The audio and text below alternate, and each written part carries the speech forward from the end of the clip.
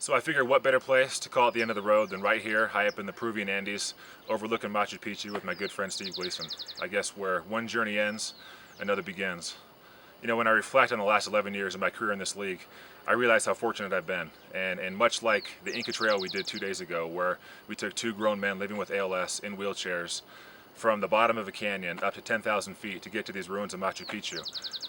There are a lot of parallels between that and a career in the National Football League, especially an 11-year one. We spent 11 hours on the trail, and it was one of the most physically demanding things I've ever been through. There's a lot of ups and downs. There's a lot of adversity. There are times where you don't know if you're going to be able to make it through. There are times where you have to rely on other people to help bail you out. And what I found is that when you get to the end of it, certainly there's this huge sense of accomplishment, but it's not so much in just finishing the trail or in winning the big game. It's about the journey, and it's about the journey that you share with those people, the people around you. It's about the relationships. And when I look back at everything that I've done in my career, it's about those relationships. I've been very fortunate to play for some great organizations. To be able to start my career in Kansas City with a great man like Dick Vermeil, I'll never forget that. To play for a coach like Bill Parcells in Dallas, I'll never forget that. To build some of the relationships I built and the friendships I made in my 3 years in Cleveland, I'll never forget those things. But I think when I look back and I reflect, there's no doubt that the best 4 years of my career were spent in New Orleans as a New Orleans Saint.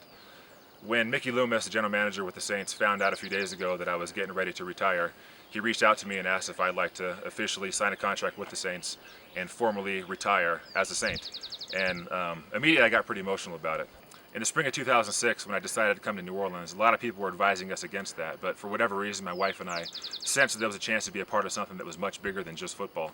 You know, there were a bunch of guys like me, Drew Brees, Scott Shanley, Mark Simoneau, who were more or less castaways, mutts from other teams, and we were joining a bunch of guys who were sort of discarded the previous season in New Orleans from the team of Katrina out to San Antonio and just sort of forgotten about.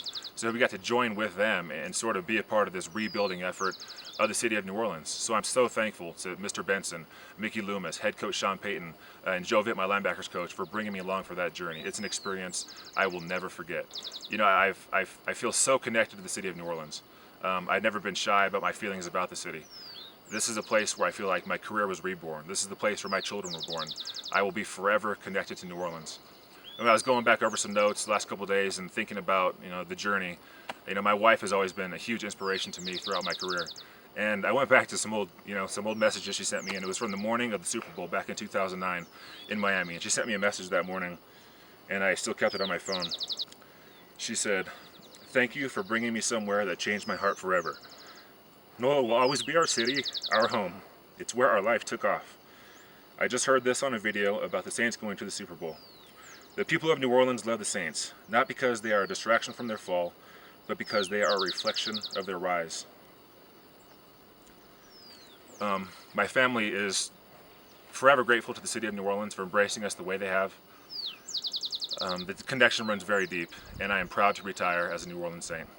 Okay, at this point, I guess I'll go ahead and open up for a few questions. Yes,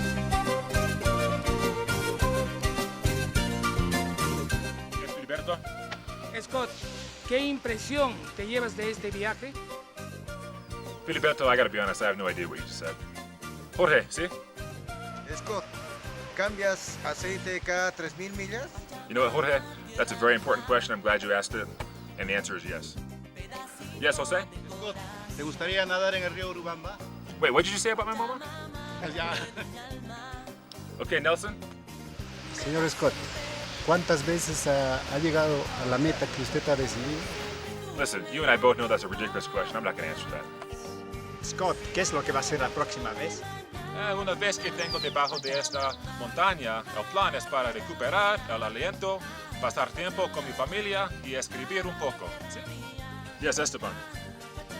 So, Señor Fujita, you have had an incredible 11-year football career. You have a Super Bowl ring.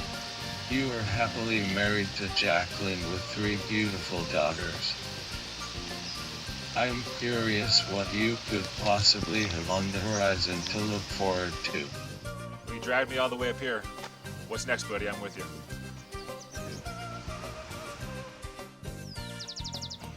Okay, amigos, thank you for coming. Now I gotta go. I had guinea pig and alpaca for dinner last night, and my stomach's giving me some trouble. Have a good day, everybody.